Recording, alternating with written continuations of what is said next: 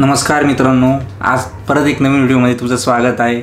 Title बघून तर तुम्हाला कळून गेलं असेल की मी कुठे जात आहे। तरी मी तुम्हाला सांगतो, मी जात आहे पाबळला। पाबळ आणि मोराची चिंचोली। मी पाबळबद्दल सांगतो। काय आहे पाबळला? पाबळला आहे मस्तानीची समाधी। कोणती मस्तानी? ज्या मस्तानीचं बाजीराव पेशव्यांसोबत नाव घेतलं जातं तीच मस्तानी, तिचीच तिकडे समाधी आहे पाबळला।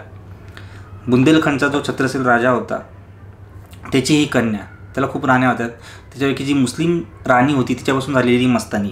छत्रसाल हा प्रणामी पंथाचा होता आणि प्रणामी पंथ हा सेक्युलर विचारांचा होता आणि त्याच विचारांच्या खाली मस्तानी लहानीची मोठी झाली। त्यामुळे ती नमाजसुद्धा पाळायची आणि श्रीकृष्णाची सुद्धा पूजा करायची। मस्तानीचं हे वैशिष्ट्य होतं। ज्यावेळेस मस्तानी बाजीराव पेशव्यांशी लग्न करून पुण्यात आली त्यावेळेस बाजीरावांचं म्हणजे भविष्य काळामध्ये काही जर बरं वाईट झालं तर मस्तानीला, म्हणजे कारण ज्यावेळेस मस्तानीला पुण्यात आणलं त्यावेळेस खूप विरोध होता बाजीराव पेशव्यांच्या परिवाराकडून, बाहेरच्या लोकांकडून वगैरे विरोध होता। तर बाजीराव पेशव्यांनी विचार केला की माझ्या मृत्यूनंतर मस्तानीचे हाल वगैरे होऊ नये, त्यामुळे त्यांनी पेशव्यांनी 2-3 गावाची भेट दिली होती ज्याच्याने मस्तानीचा देखभालीचा खर्च त्यामधून होऊ शकेल। असं 2-3 गावं त्यांनी भेट दिलेली होती। त्याच्यापैकी एक गाव आहे पाबळ। बाजीराव पेशव्यांचा मृत्यू झाला रायवरखेडीला, मध्य प्रदेशमधली रायवरखेडी। तिथं ज्यावेळेस मृत्यू झाला आणि ती बातमी ज्यावेळेस मस्तानीला समजली त्यावेळेस मस्तानीने आत्महत्या केली। आता आत्महत्या केली, काही जण असे सांगतात की तिने हिरा जो असतो तो प्राशन केला होता, हिरा घेऊन घेतला होता, आणि काही जण सांगतात की विष पिऊन आत्महत्या केलेली आहे। मस्तानीचा ज्यावेळेस मृत्यू झाला त्यावेळेस त्याची पाबळ इथं दफनविधी करण्यात आली। 97-98च्या काळामध्ये काय झालं की काही म्हणजे इतिहासामध्ये काही पुस्तकांना असं लिहिलेलं आहे की विष प्राशन केलेलं आहे, काही ठिकाणी लिहिलं आहे हिरा गेलेला आहे। तर काही जे चोरटे होते त्यांनी 97-98च्या काळामध्ये ती जी कबर आहे ती खंदायचा प्रयत्न केला होता। अक्षरशः 6 फुटापर्यंत त्यांनी खणली होती ती कबर, पण त्याच्या आधी काहीच लागलं नाही। त्यामुळे त्या कबरीची एकदम मोडतोड झालेली आहे। त्याच्यानंतर पुरातन विभागाने ती कबरीची बांधकाम वगैरे केलं। त्याच्यानंतर गव्हर्नमेंटमध्ये करार झाला की पूर्णपणे ह्या कबरीची जी जबाबदारी असेल ती पुरातन विभागाची असेल। सोबत मी एका दुसऱ्या गावाला व्हिजिट देत आहे, ते गावाचं नाव आहे मोराची चिंचोली। आता हे मोराची चिंचोली, ह्या मोराची चिंचोली गावामध्येच त्या गावात काय काय बघायला मिळतं त्या गावाच्या नावामध्येच आहे। पहिली गोष्ट म्हणजे मोराची चिंचोली, मोर। तिथं आहे ना गावामध्ये मोर अक्षरशः मुक्तपणे बागडतात, म्हणजे लोकांच्या घरात जातील वगैरे, त्या शेतात फिरत असतात वगैरे, पण त्यांचा एक कालावधी असतो, सकाळी 6 ते 8, 9 पर्यंत आणि संध्याकाळी 4 नंतर ते बघायला मिळतात। आता मी अशा वेळेस जात आहे ना की ऑड टाईम असणार आहे कदाचित, कारण मी पहिले पाबळला व्हिजिट देणार आहे, तिकडची समाधी वगैरे बघणार आहे, त्याच्यानंतर मी मोराची चिंचोलीला जाणार आहे। तर आता नशीब असेल तर मोर बघायला मिळतील आणि नाही बघायला मिळाले तरी काही प्रॉब्लेम नाही, कारण पाबळपासून 7 ते 8-10 किलोमीटरच्या अंतरावरती, त्यामुळे मी मोराची चिंचोलीला जात आहे। बाकी असं काही वेगळं रिझन नाही आहे। आता पाबळ जाण्यासाठी 3 मार्ग आहेत पुण्याहून। पहिला आहे राजगुरुनगरकडनं पण जाऊ शकतात तुम्ही, दुसरा आहे शिक्रापूरकडनं पण जाऊ शकता आणि तिसरा आहे आळंदी मार्गे। तर मी आळंदी मार्गाने जाणार आहे। जवळपास 60 ते 62 किलोमीटर दाखवलेलं आहे, पण रस्ता आता ग्रामीण भाग वगैरे लागणार तर त्या दृष्टीने 2 ते 3 तास दाखवत आहे। तर बघू, पुण्यापासून I think that's not a far way from the Pune. तर ट्रिप आपण सुरू करू, जाऊया, बघू आणि कशी समाधी वगैरे हे तुम्हाला मी व्हिडिओमार्फत दाखवणार आहे। ऑलरेडी मी या समाधीकडे जाऊन आलेलो आहे 2-3 वर्षापूर्वी, पण मी मागच्या व्हिडिओत सांगितल्याप्रमाणे आता मी जिथं जाणार तिथं मी व्हिडिओ शूट करणार आणि ऐतिहासिक स्मारक येते, तर आपल्या चॅनलच्या व्हिडिओच्या लिस्टमध्ये हा व्हिडिओ असणं खूपच गरजेचं आहे असं मला वाटतं। तर आता आपण ट्रिप सुरुवात करायला हरकत नाही, चला आता निघूया आपण।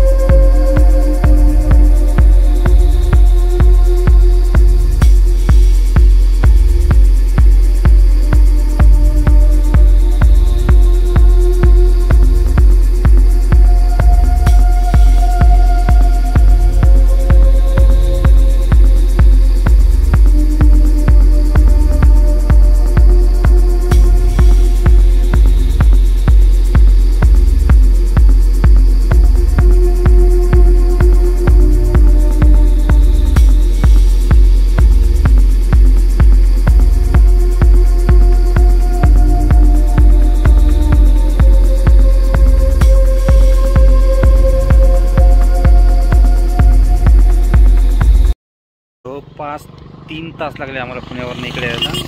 आणि आता तुम्ही बघितलं ते पाबळगाव कोणतं होतं, तर तिथून हा रस्ता आहे, ह्या रस्त्यापासून उत्तरेला, पाबळगावापासून उत्तरेला हे इकडे मस्तानीची समाधी. तर चला आता आपण मध्ये जाऊया. जवळपास या गावापासनं हे समाधीचं अंतर 500 ते 600 मीटर, म्हणजे अर्धा किलोमीटरचं.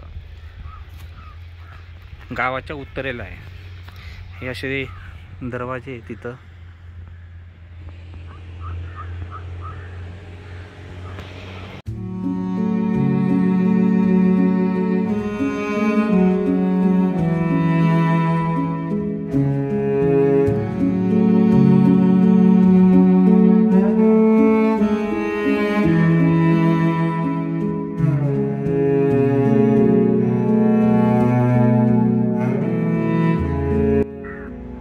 प्रॉपर जी ही समाधी आहे.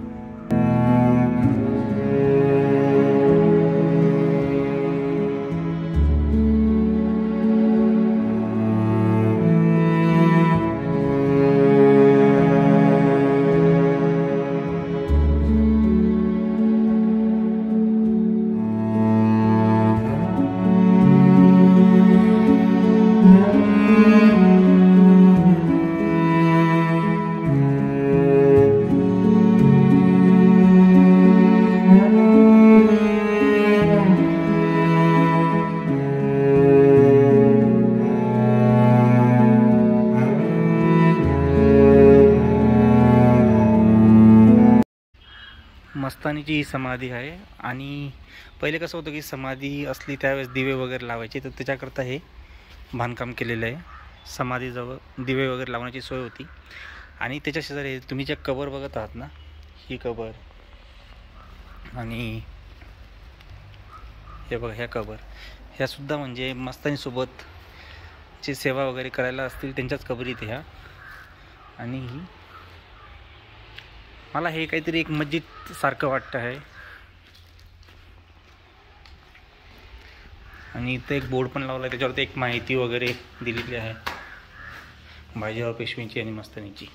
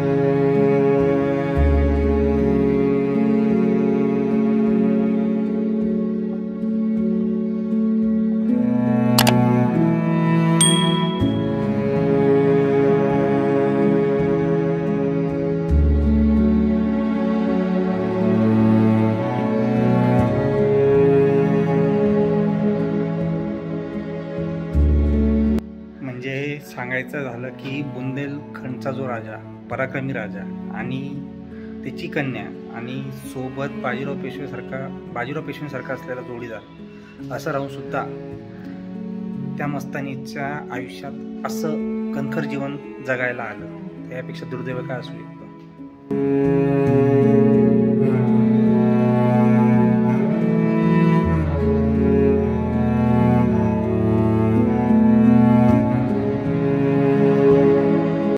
समाधी बघून झालेली आहेत. आता आम्ही जातो आहोत मोराची चिंचोली या गावाला. तर चला.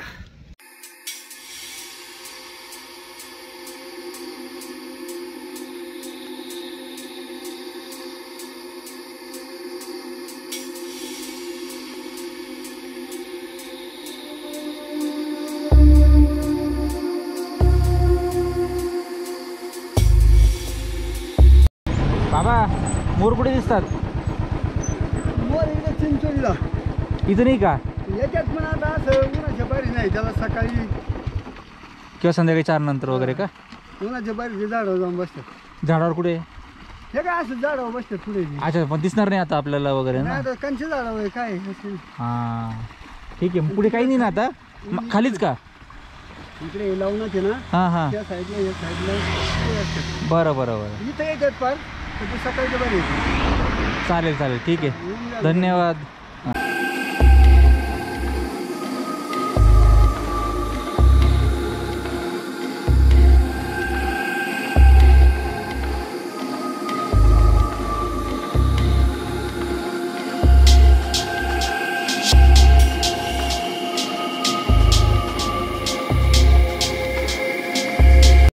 फायनली आम्ही 5-5:30च्या दरम्यान घरी पोहोचलो आणि 2.5-3 तास लागले.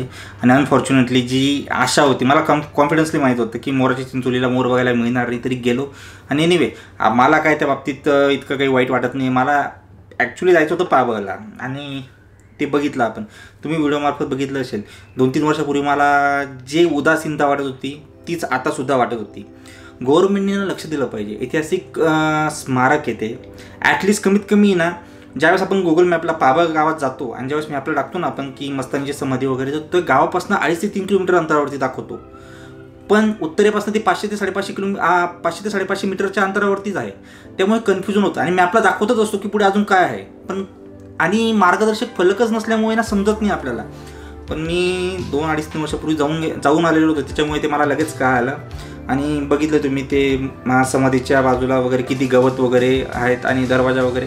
तर खरंच गव्हर्नमेंटला एक रिक्वेस्ट आहे की त्यांनी याच्याकडे लक्ष दिलं पाहिजे. आणि इथं ऐतिहासिक प्रेमी किंवा ज्यांना इतिहास जाणून घ्यायची इच्छा आहे ते इथं कसे येतील ह्यावर विचार करायला हवा. मस्तानीच्याच कुळामधले मोहम्मद म्हणून होते, ते तिथं देखभाल वगैरे करत होते. पण 2.5-3 वर्षापूर्वीच त्यांचं ॲक्च्युली ते सोडून चालले गेले, कारण त्यांना आशा होती. आणि त्यांची आशा काही हे नव्हती, बरोबर त्यांची मागणी होती की त्यांना गव्हर्नमेंटने काहीतरी वेतन वगैरे द्यावं. पण गव्हर्नमेंट काही त्यांना वेतन वगैरे देत नव्हती, तर त्यांच्या पोटा पाण्यासाठी ते जागा सोडून चालले गेले. ते ज्यावेळेस तिथं होते ना, त्यावेळेस कसं दिवे वगैरे लावायचे वगैरे, तुम्ही बघितलं ना की ते समाधीच्या बाजूला दिवे वगैरे लावायला जे केलेलं होतं, तिथं दिवे लावणं वगैरे, झाड झूड करणं, साफसफाई ठेवणं वगैरे, जे काम असतील ते करायचे.